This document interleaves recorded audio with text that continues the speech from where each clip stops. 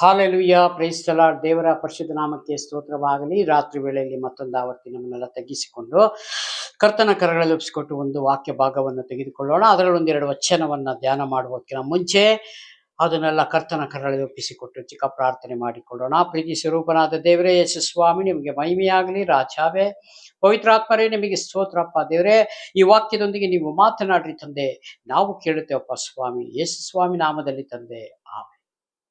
ಒಂದು ವಾಕ್ಯವನ್ನು ತೆಗೆದುಕೊಳ್ಳೋಣ.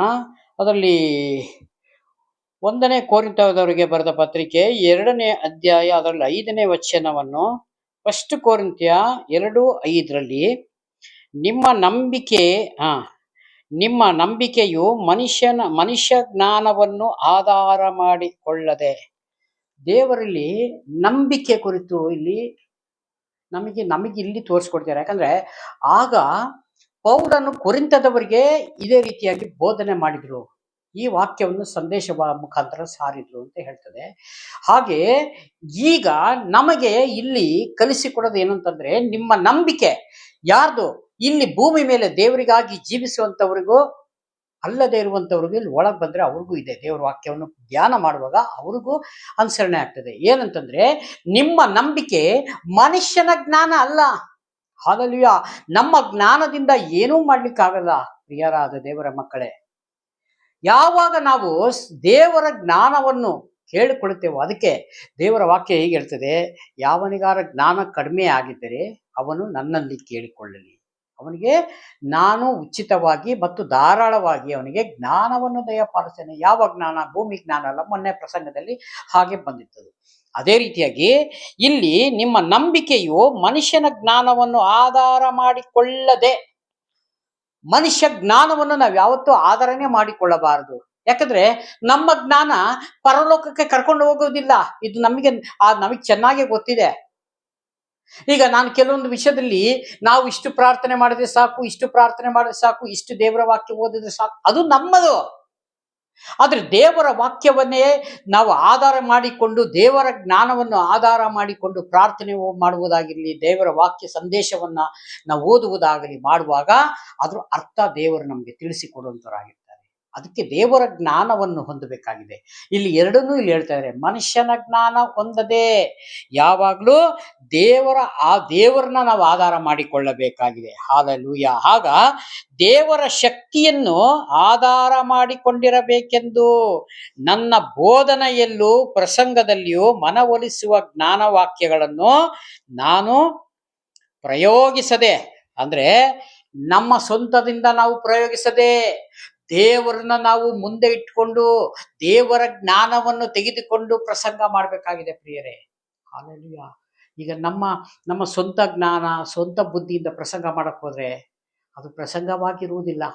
ಹಾಲೆಲೂಯ.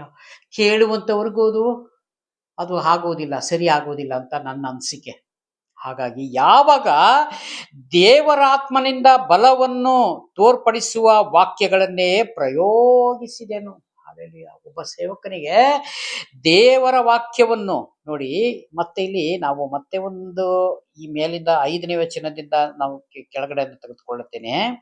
ಯಾವಾಗ ದೇವರ ಶಕ್ತಿಯನ್ನು ಆಧಾರ ಮಾಡಿಕೊಂಡಿರಬೇಕೆಂದು ನನ್ನ ಬೋಧನೆಯಲ್ಲಿಯೂ ಪ್ರಸಂಗದಲ್ಲಿಯೂ ಮನವೊಲಿಸುವ ಜ್ಞಾನ ವಾಕ್ಯಗಳನ್ನು ನಾನು ಪ್ರಯೋಗಿಸದೆ, ನನ್ನ ಸ್ವಂತ ಜ್ಞಾನದಿಂದ ಪ್ರಯೋಗ ಮಾಡದೆ, ದೇವರನ್ನ ಆಧಾರ ಮಾಡಿಕೊಂಡು ನಾವು ದೇವರ ವಾಕ್ಯವನ್ನು ಸಾರುವಾಗ ಅದು ಆ ವಾಕ್ಯವನ್ನು ದೇವರ ಒಂದು ಕಾರ್ಯ ಮಾಡುವಂತವರಾಗಿದ್ದಾರೆ.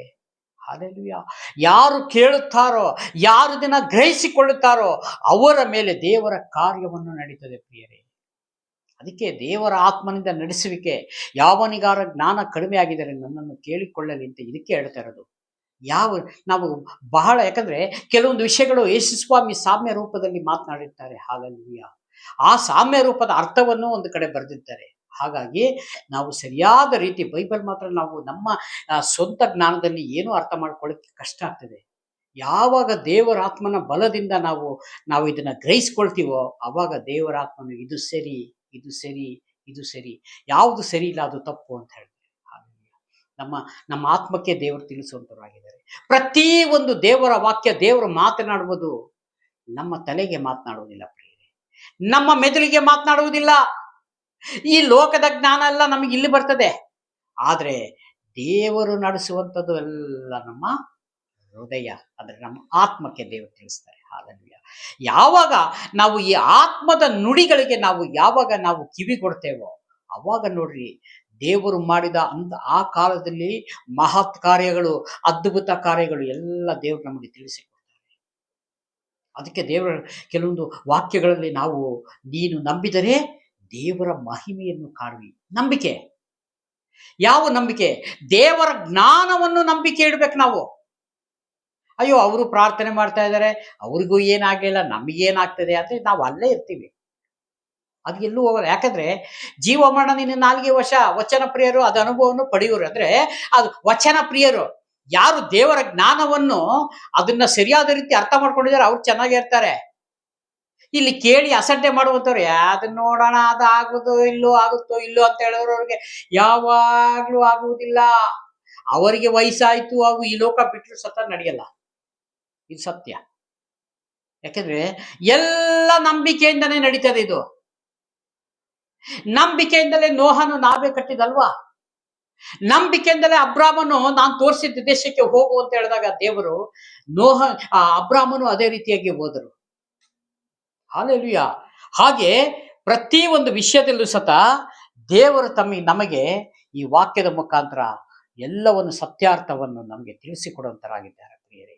ಅದಕ್ಕಾಗಿ ನಾವು ದೇವರಿಗೆ ಸ್ತೋತ್ರವನ್ನು ಮಾಡಬೇಕು. ಯಾವಾಗ ನಾವು ಅದಕ್ಕೆ ಹೇಳ್ತಾರೆ, ವಾಕ್ಯ ಓದುವಾಗ ನಾವು ಓದುತ್ತೀವಿ, ಅದನ್ನ ನಾವು ಪ್ರಾರ್ಥನೆ ಮುಖಾಂತರ ತೆಗೆದುಕೊಳ್ತೇವೆ. ದೇವರೇ, ಈ ವಾಕ್ಯ ನನಗೆ ಅರ್ಥ ಆಗ್ತಲ್ಲ, ಪವಿತ್ರಾತ್ಮರೇ ನೀವು ನಮಗೆ ತಿಳಿಸಿಕೊಡ್ರಿ, ನೀವು ನಮಗೆ ಕಲಿಸಿಕೊಡ್ರಿ.